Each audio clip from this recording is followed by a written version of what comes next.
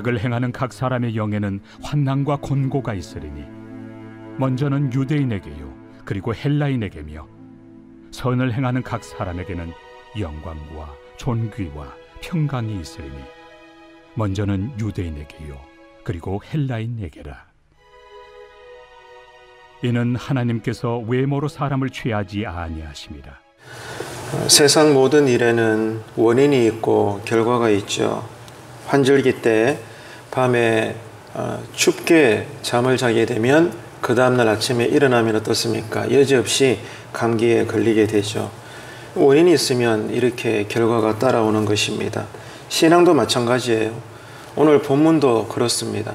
하나님께서 보실 때 사람의 인생도 그렇다는 거예요. 하나님은 지금 우리가 계속 구절들마다 동일한 메시지를 확인하고 있지만 절대로 묻지도 않고 따지지도 않고 뭐 그런 분이 아니고요.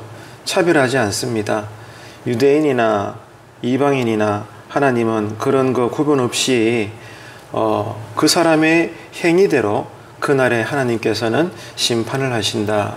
이 사실을 로마서는 계속해서 강조를 하고 있습니다. 각 사람이 오늘 또 우리가 인생을 어떻게 살았는가의 여하에 따라 그날에 우리는 심판을 받게 될 것입니다. 오늘 읽은 본문 9절에서도 여전히 하나님께서는 악한 자의 그 삶, 선한 자의 행위 이런 것들을 보시면서 각각의 인생의 결과를 지금 말씀해 주고 계시죠. 그래서 보시면 먼저 악을 행한 사람들의 인생 결과가 어떻게 주어지는지 다시 한번 동일한 내용이 9절에도 언급이 되고 있는데요. 한번 보시기를 바랍니다. 9절에 악을 행하는 각 사람의 영에는 환난과 곤고가 있겠다. 이렇게 기록을 하고 있죠. 근데 보시면은 영이다. 이런 단어가 있어요. 여기서 영이라는 것은 어떤 특별한 영혼을 말하는 것은 아닙니다. 성경을 읽어보게 되면 구절들마다 이 영이라는 단어가 언급될 때가 있는데 이 영이라는 말은 흔히 사람이다. 그런 기본적인 뜻을 담고 있어요. 같은 말로 쓰인다 이 말입니다. 그러니까 9절에 악을 행하는 각 사람의 영에는 자, 이 말은 악을 행하는 각 사람이다. 이렇게 기본적으로 여러분 이해하시면 돼요. 그러니까 악을 행하는 각 사람에게 뭐가 있겠다는 거죠? 환난이 있고 곤고가 있겠다 그 말입니다. 이게 악을 행한 사람들에게 하나님께서 주시는 인생의 결과라는 거예요. 환난과 곤고가 임한다는 겁니다. 악을 행하는 그 원인이 환난과 곤고라는 결과로 인생에게 주어지더라는 거예요. 여기서 환난은 외적인 육체의 고통을 의미합니다. 곤고는 내면적인 마음의 고통을 이야기하는 거예요. 그러니까 우리가 인생 가운데 악을 행하게 되면 마음으로부터도 고통을 당하고 또 육신적으로도 또 우리의 일상적인 생활 속에서도 고통을 당한다. 이게 악한 자의 삶의 결과다. 이것을 지금 9절이 설명을 하고 있는 겁니다. 그렇기 때문에 저와 여러분도 마찬가지예요. 우리가 예수를 믿는다고 해서 구원받은 자로서 이제는 뭐 아무렇게 살아도 나는 주님께 속했으니까 어떤 심판도 받지 않는다. 어떤 벌도 나는 다 이제 피해간다. 여러분 절대로 성경은 거기에 대해서 말한 바가 없습니다. 불신자는 말할 필요 없지만 예수 믿는 자도 똑같다는 거예요. 지금 로마서의 강조점은 구원받은 자이지만 그러나 여전히 우리가 자꾸 자범죄를 범하고 생활 속에 죄된 습관이 계속 되풀이되면 하나님은 더더욱이나 당신의 자녀들에게 이런 징계를 내리신다는 거예요. 자꾸 우리가 죄를 범하고 악을 행하게 되면 9절의 가르침은 뭐예요? 마음에서부터 고통이 임한다는 거예요. 예, 왜 그렇습니까? 샬롬이 떠나가니까 평안이 없는 거예요. 더 나아가서 육체적으로 또 고통당하고 생활 속에서도 어려움을 당할 수밖에 없다. 이것이 죄라는 원인 때문에 일어나는 이 영적인 감기, 인생의 감기인 이 고통의 결과가 수반될 수밖에 없다. 이것을 지금 말씀하고 있는 겁니다. 그렇기 때문에 오늘 또 저와 여러분이 이 하루를 살면서 때때로 감당하기 힘든 내면적인 아픔, 또 외면적인 어려움, 이런 것들이 여러분 있게 된다면 어디서부터 이런 고통을 내가 당하는 건가? 우리는 영적으로 판단을 해야 되는 거예요. 영적으로 살펴봐야 되는 거예요. 그래서 정말 이게 나의 죄 때문에 하나님께서 주시는 사인인가 보다. 이것이 느껴지는 순간 우리는 뭐 해야 되죠? 지체하지 말고 삶을 돌이키는 회개가 있게 되기를 바랍니다. 그럴 때 하나님께서는 인자하셔서 우리 삶에 깃들어 있는 어두운 것들을 다 제거해 나가시고 약속하신 바대로 마음에도 육체에도 삶에도 샬롬의 은혜가 우리에게 주어지는 줄로 믿습니다. 그래서 오늘 또 이 아침에 여러분 말씀을 따라 기도하실 때 각자의 형편은 다 다르지만 위로와 평강의 그 복과 은혜가 우리에게 있게 되기를 간절히 바랍니다. 자, 이번에는 선을 행한 자에게 하나님께서 어떤 복을 주시는가 10절에 보실까요? 선을 행하는 각 사람에게는 영광과 존귀와 평강이 있겠다. 한번 따라합시다. 영광, 존귀, 평강. 자, 이런 은혜와 복이 결과로 주어진대요. 여러분, 여기서 영광과 존귀는 세상의 복이 아닙니다. 땅에서 얻게 되는 그러한 드러나는 어떤 그런 결과가 아닙니다. 근본적으로 달라요. 왜냐하면 예수님께서 부활하시고 승천하신 이후에 하늘로 이제 가셨잖아요. 성부 아버지 하나님 보좌 우편에 계시는데, 자, 이렇게 가장 낮은 자로 오셔서 십자가 사역을 다 감당하시고 이제 죽으셨다가 부활하셔서 승천하신 이후에 예수님께서는 아버지 하나님께서 주시는 영광과 존귀로 가득 충만하셨거든요.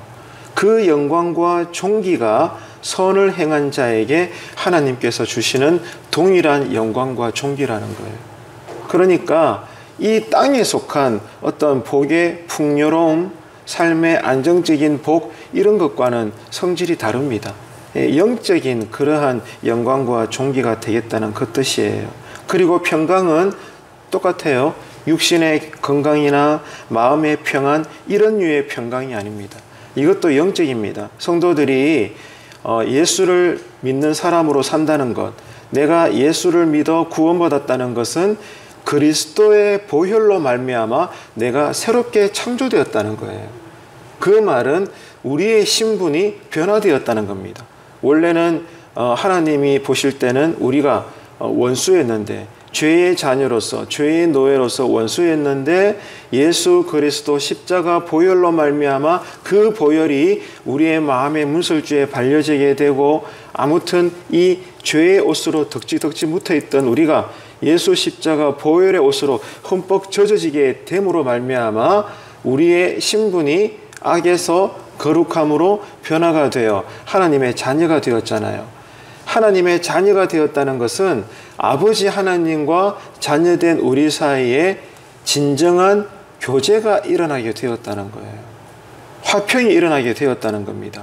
그러니까 우리가 예수를 믿어 구원받으면 제일 먼저 일어나는 기적이 뭐냐 하면은 하나님과 우리 사이에 평화가 이루어진다는 거예요. 화평이 이루어지는 겁니다. 누구 때문에? 예수님 때문에.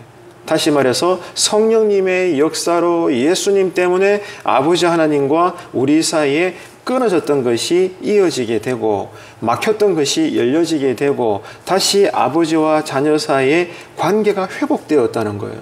그러면 자녀된 마음에 뭐가 충만하죠? 기쁨이 있는 거예요. 평안함이 있는 거예요. 진짜 샬롬, 이 은혜, 이 평강이 예수 믿는 자에게, 거듭난 자에게 임한다는 것입니다. 특별히 선을 행한 자에게 이런 영광과 존귀와 평강이 가득하다는 거예요. 이것은요, 이 땅에서 살아가는 육신적으로는 가난한 그리스도인일지라도, 부유한 그리스도인일지라도, 건강하든 병들었든 일이 잘 되든 조금 안 되든지 간에 상관없어요.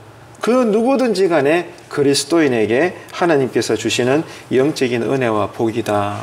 여러분, 오늘 이 아침에 이 말씀을 기억하시고, 하나님, 내가 믿는 자로서 주님 앞에 바로 서서 오늘 이 10절의 약속대로 나에게도, 내 가정에도, 우리 교회 위에도, 내 직장과 일터에도 영광과 존귀와 평강이 있게 하여 주옵소서. 여러분 기도드리시는 이 아침에 은혜가 되시기를 바랍니다. 그래서 10절에 선을 행한다. 이것은 성도들이 행하는 선행이에요. 믿는 자가 행하는 선행입니다. 그러니까 믿는 자로서 선행을 행하는 것은 그제서야 이 선행 때문에 내가 구원받는 조건이 아닙니다. 절대로 여러분 우리는 행위 구원자가 되어서는 안 돼요. 이것은 성경이 말씀하신 바가 없습니다. 오직 구원은 믿음으로 받는 줄로 믿습니다. 그러면 믿는 자로서의 선행은 구원의 조건이 아니고 뭐예요? 구원받은 자의 결과입니다. 결과예요.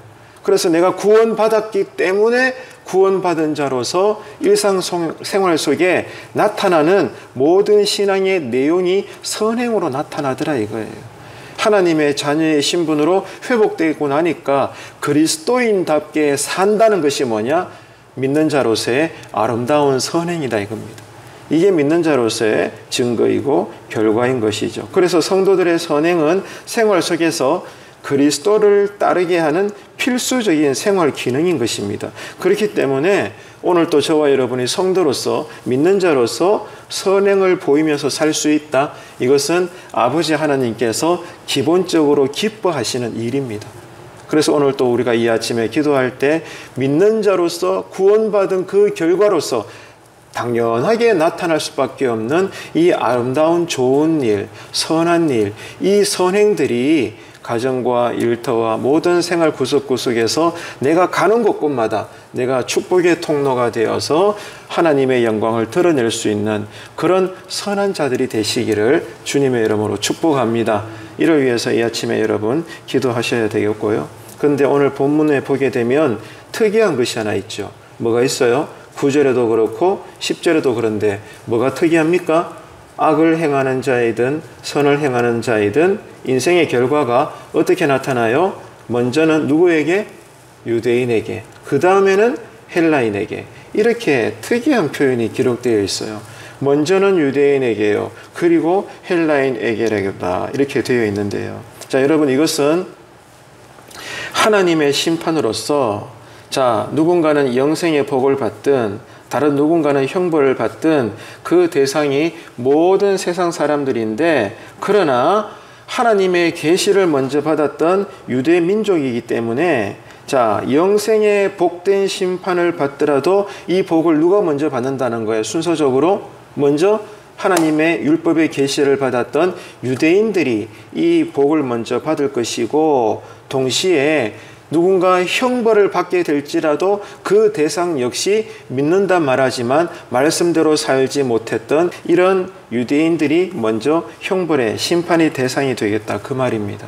그렇기 때문에 여러분, 늘 우리가 말씀을 확인하지만 여러분, 절대로 우리는 안일하게 살면 안 돼요. 왜? 그날의 심판대에 섰을 때 가장 먼저 심판이 임하게 되는 그 대상이 누구냐? 예수 믿는 사람들입니다. 또 성도들 가운데서도 저 같은 말씀을 맡은 목사들이 여러분 먼저 심판의 대상이 됩니다. 이 사실을 기억하십시오. 세상에 수많은 종류의 사람들이 있지만 모두가 다 그날의 주님의 심판대에 서겠는데 제일 먼저, 그것도 가장 혹독하게, 진지하게, 너무나 구체적으로 상세하게 두려운 가운데 심판을 받는 첫 번째 대상은 세상에서 믿는다 말하는 저와 여러분들입니다. 그렇기 때문에 여러분, 오늘 또 사도 바울의 고백처럼 두렵고 떨림으로 우리에게 주신 이 구원을 드러내야 되는 거예요. 가정에서도 어디에서든지 간에 여러분, 이 말씀을 우리가 꼭 붙잡고 오늘 아침에 기도할 때도 은혜를 구하시길 바랍니다. 그래서 하나님의 은혜로 오늘도 내가 믿는 자로서 믿는 자답게 여러분, 그런 그리스도인다운 삶을 잘 살아내시는 이 하루가 되셔서 하나님께 영광을 올려드릴 수 있는 기쁨의 복된 하루가 되시기를 바랍니다. 이어서 11절을 보십시오. 이는 하나님께서 외모로 사람을 취하지 아니하심이라, 이렇게 되어 있어요. 사람은 겉을 보고 판단하죠. 아, 저 사람 오늘 기분이 좋은가 보다. 오늘 왜 저렇지? 저 사람은 좀 다운되어 있네. 겉을 보고 판단해요. 이처럼 사람은요, 겉을 보고 알 수밖에 없어요. 그런데 하나님은 우리의 내면을 훑으시는 분입니다. 말하지 않아도 정말 우리의 마음 상태가 어떤지 하나님은 알고 계셔요. 사람들은요, 자기의 수치스러움을 잘 안 드러내잖아요. 겉으로는 웃습니다. 하지만 속마음은 문드러져서 울고 싶은 인생들이 얼마나 많습니까? 안 그렇습니까? 근데요, 하나님은 다 아셔요. 내가 웃고 있어도 아이고 아들아 딸아 너 지금 울고 있구나. 힘내. 내가 너와 함께한다. 내가 오늘 또 너를 이끌 것이다. 너는 내 안에 거하라. 할렐루야. 하나님은 다 아시는 거예요. 내 마음의 눈물, 내 삶의 어려움과 고통을 주님은 다 아십니다. 그래서 저는 새벽에 제 기도 소리 여러분 다 들으시겠지만 간간히 저는 그렇게 기도하잖아요. 하나님 아시지요. 아시지요. 말하지 않아도 주님 아시지요. 해결해 주십시오. 열어주십시오. 채워주십시오. 나를 불쌍히 여겨달라고. 남들은 몰라도, 여러분은 저의 삶을 몰라도, 제 마음의 눈물을 몰라도, 저 역시 여러분의 삶의 형편과 여러분 마음의 근심을 다 헤아릴 수는 없어도 누구는 알아요? 우리의 기도를 들으시는 아버지 하나님은 다 아시는 거예요. 여러분, 하나님 앞에서 우십시오. 하나님 앞에서 수다장이가 되십시오. 그럴 때 여러분, 그 기도의 통로를 통해서 하나님 우리에게 때마다 참된 샬롬의 은혜를 주실 줄로 믿습니다. 이처럼 하나님은 유대인이냐 이방인이냐 어떠냐 저떠냐 이런 걸 절대로 따지지 않아요. 외모로 사람을 취하지 않습니다. 이 외모로 사람을 취하지 아니한다는 것은 일찍이 구약에 보면은 사무엘이 다윗의 집안에 가서 이제 새로운 이스라엘 왕을 하나님께서 삼으라고 하셨기 때문에 기름 부으려고 가잖아요. 가가지고 다윗의 아버지가 모든 형제를 다 불러가지고 일렬로 쫙 세웁니다. 그래서 사무엘 선지자가 봤을 때 누가 하나님께서 정하신 새로운 이스라엘 왕인가 살펴보는 거예요. 그리고 그 많은 형제들도 혹시 내가 왕이 되는 것은 아닌가 기대하면서 이 선지자 사무엘에게 잘 보이려고 아둥바둥거립니다.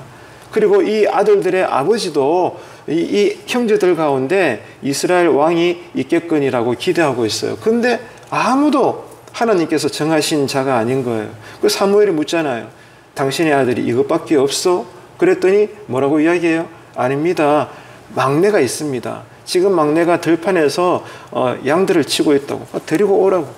왔더니 역시나 그 막내가 여러분 누구예요? 하나님께서 정하신 왕이 될 다윗이었던 거예요. 그러면서 이런 대화가 나오잖아요. 하나님께서는 외모로 사람을 취하지 아니하신다.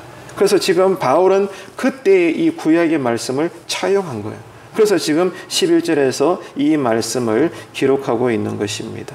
사람을 외모로 취하지 아니하신다는 이 구약의 말씀을 지금 바울이 인용을 해서 지금 9절과 10절을 이어서 이 언급을 하면서 우리에게 메시지를 전해주고 있는 것입니다. 여러분, 이 사실을 우리가 기억을 하면서 오늘 또 이 아침에 많이 기도하셔서 말씀의 은혜를 받으시고 또 기도의 은혜가 넘쳐나셔서 오늘 또 이 하루 우리의 마음을 훑으시는 그 불꽃 같은 눈동자의 하나님 앞에서 하나님만이 주실 수 있는 샬롬의 은혜가 여러분 마음과 육체와 가정과 일터와 또 교회 안팎 어디서든지 간에 두루두루 흐르시고 흘러가게 되시고 충만하시고 가득하게 되시기를. 그러므로 먼저는 하나님께서 영광을 받으시고 하나님 안에서 우리 역시 우리의 이 하루의 삶이 영적으로도 육적으로도 복된 하루가 될 수 있도록 그 은혜가 우리 모두에게 충만하시기를